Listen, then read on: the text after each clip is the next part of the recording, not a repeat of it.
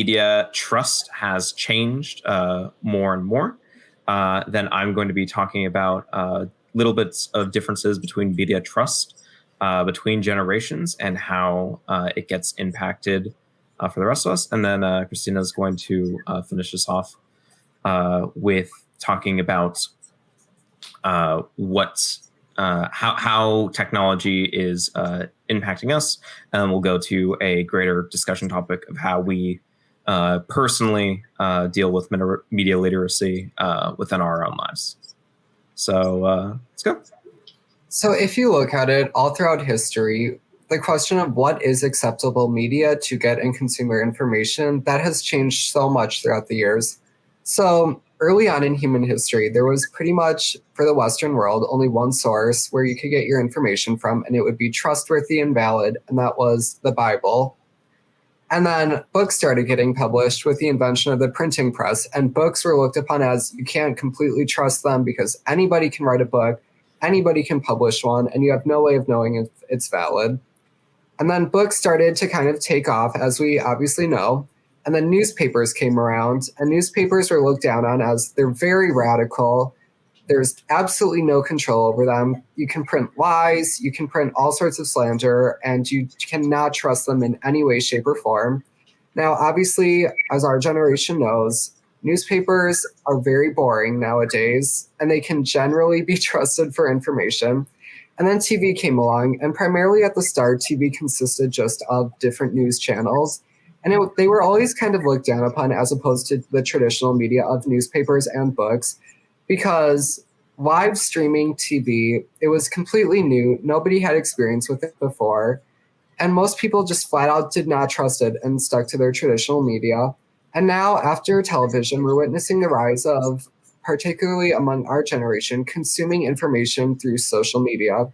And right now, getting your information and your news through social media is heavily looked down upon. We've all had that crazy aunt who gets her news on vaccines from Facebook. I think that's the best example to go by. But we have seen that news on social media actually has been valid, and it's getting better and better with each year. And something that I've been interested in looking at is what will that next medium be? Because first it was the Bible, then other books, then newspapers, then TV, now social media. What will be the new thing that eventually we will come to look down upon and then we'll accept? Because I guarantee you that 100 years from now, it will be completely valid and acceptable to get most of, if not all of your information from social media for the ease and convenience of it. And will we ever learn our lesson and stop always hating upon the new source of information instead of just looking objectively at it? Because obviously it is important to rate everything, see, is it credible? Can it be trusted? But if it withstands the test, I don't think it would be very progressive of us to just choose to optionally stay in the past and stay in history and not evolve with our methods of obtaining new information. Okay. I definitely see that. Yeah. So for my segment, in terms of the new information, is talking about media literacy, not in terms of how much it's in terms of touching on how much we trust various types of media. This data is from 2022, but right now, we're in a circumstance where only 26% of Americans have a favorable opinion of the news media, which is the lowest level that has been reported in 5 years. And 53% hold an unfavorable view of news media, with the difference in between being just neutral on that. And this has been across all political affiliations where Americans have been a lot less favorable compared to surveys conducted in late 2019, early 2020. But this has been especially drastic, where it's actually been Democrats have been more trusting of news media than Republicans. When it comes to national media is reported the least when we're talking about television, where that has the least amount of favorability. But meanwhile, on the ground news organizations tend to have a lot more favorability when it comes to news. And that is due to the size of the institutions being a little bit more concerned. However, there are definite flaws that can come up, especially when you're trying to get more money from clicks and trying to have more time active from news algorithms. For millennials and Gen Z, we are reported to be a lot less trusting and a lot more skeptical of any sort of news outlet that we have. This has been in contrast with older generations, where Gen X has slightly less because they grew up in a time without the fairness doctrine, and boomers being the most trusting of these institutions from wherever it can be. I do want to touch on the fairness doctrine, which was enacted between 1949 to 1987, where it was then repealed, and how that basically allowed for information to be talked about for one side on things being discussed. So those institutions like television has basically been able to be not as trustworthy compared to even on the ground news reporting.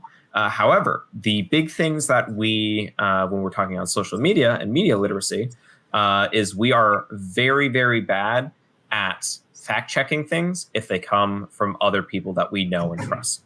The basic example is, again, in the case of like an aunt sharing vaccine misinformation, because she is your aunt and you trust her for a longer period of time. You are far more susceptible to trusting that inherently. Also, things that confirm our own biases is a very big component of that. And that the media literacy from generation to generation is not great.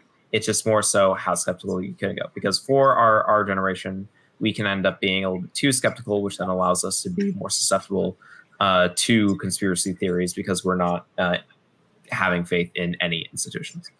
And then, Christina, do you want to talk a bit on that rise in technology and how that is affecting us?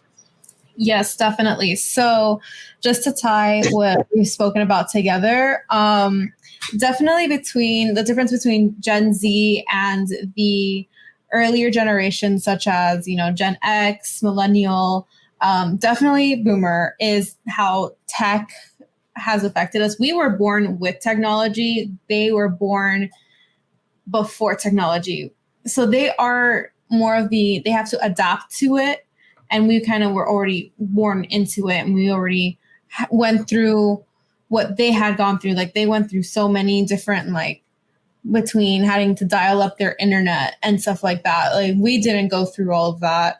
And so I think that we're more literate in media because I think that we're able to filter through a lot of the things that is considered fake news. Then again, I don't want to get into it, but, between the whole Dominion lawsuit versus Fox News and the lies about the election, other things such as that, I won't get into a tangent about that today, but that's definitely something that I think that our generation was able to detect as well, especially with the Facebook ants who will read articles about the COVID vaccine or other things such as that.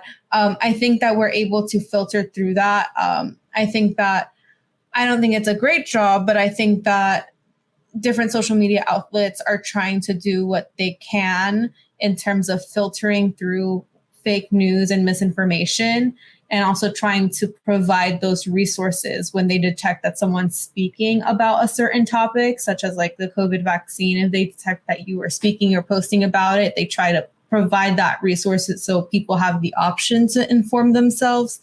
But then again, I think that social media is going to be a stronger presence in terms of news, especially because Gen Z prefers short-term content much more than other generations. So, for example, I know a lot of people from Gen Z who go on Snapchat every morning and they check their snaps, and then you go on the Daily Mail because the Daily Mail has their collection of this is how you're going to catch up with your news today, because the Daily Mail and other news outlets have that outlet through Snapchat to go and give you the whole day's worth of news in a span of like 10 clicks.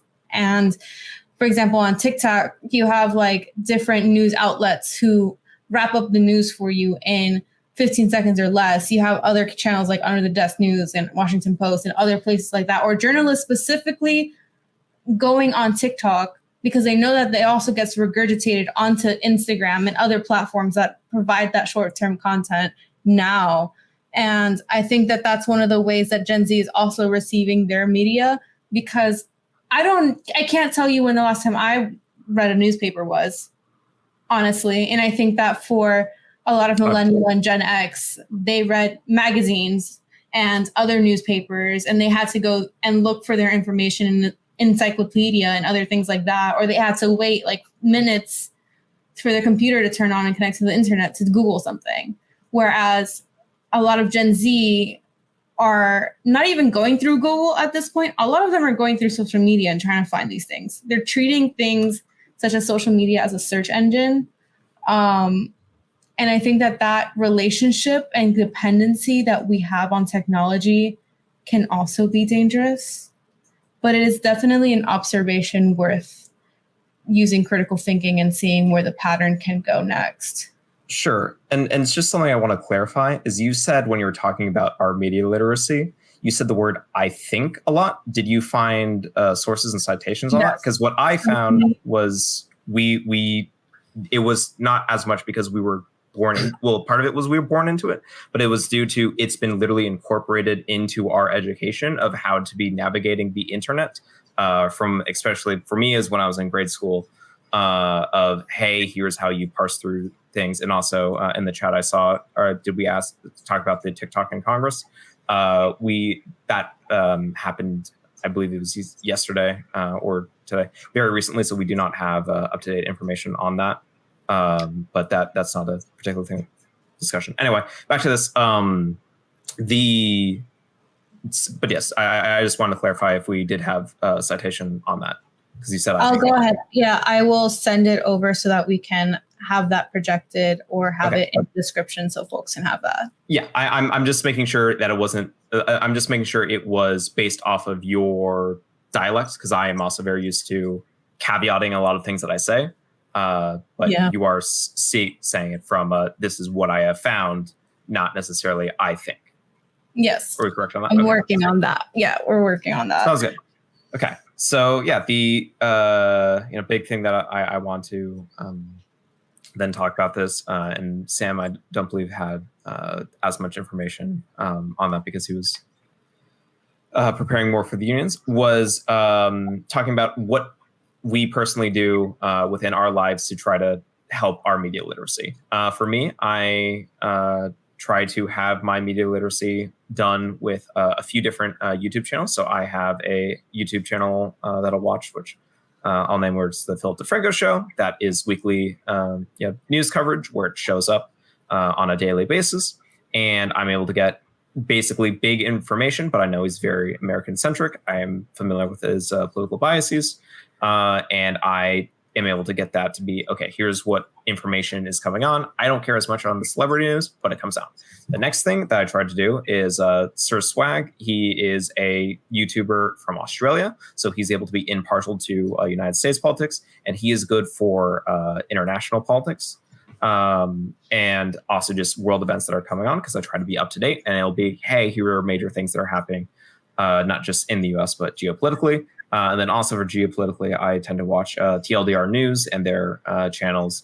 They are based out of the United Kingdom, and they tend to try to do things also very unbiasedly. And I try to do that for, this is my main way of getting most news.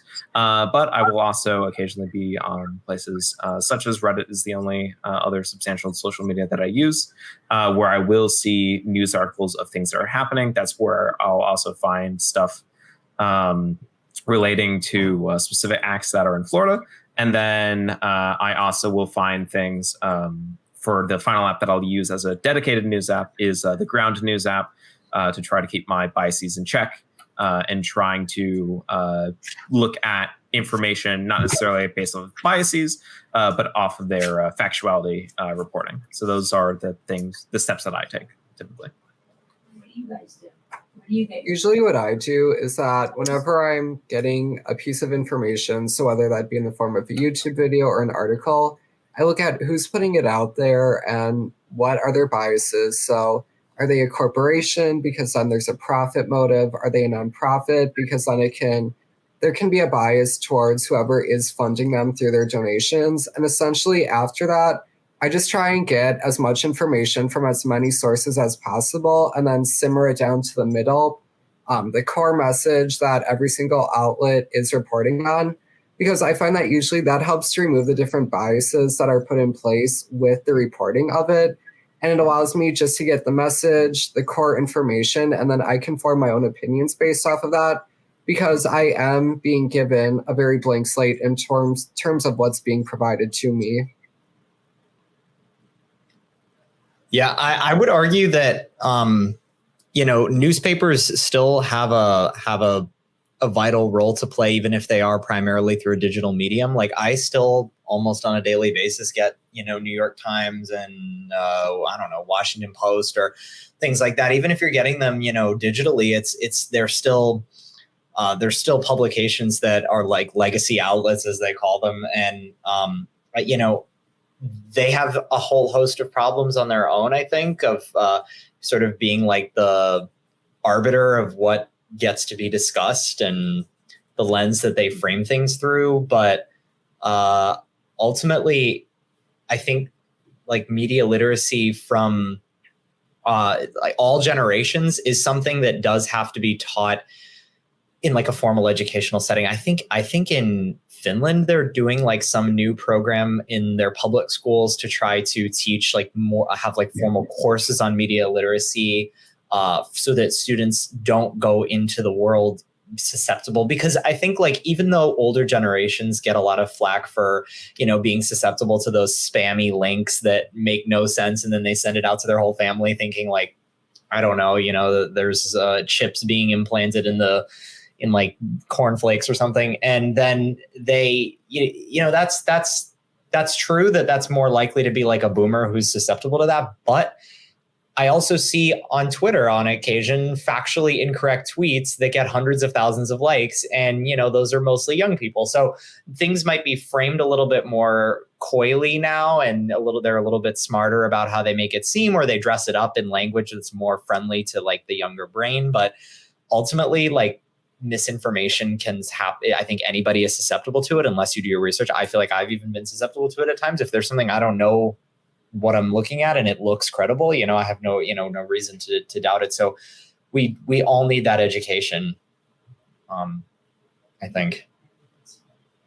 Yeah, I think that misinformation knows no boundaries from age, because I think that just as young as literal iPad kids and as old as our aunts from Facebook that aren't that old, I defend them. I think that everyone needs to be able to learn cultural literacy and media literacy for their own safety and the safety of others, because the spread of misinformation is very dangerous. Thanks for watching. If you want to support our mission to transform politics into service, please like this video, subscribe, follow us on social media, and consider joining our Patreon, where you'll get early access to our interviews as well as other exclusive content. Links are in the description. Peace out.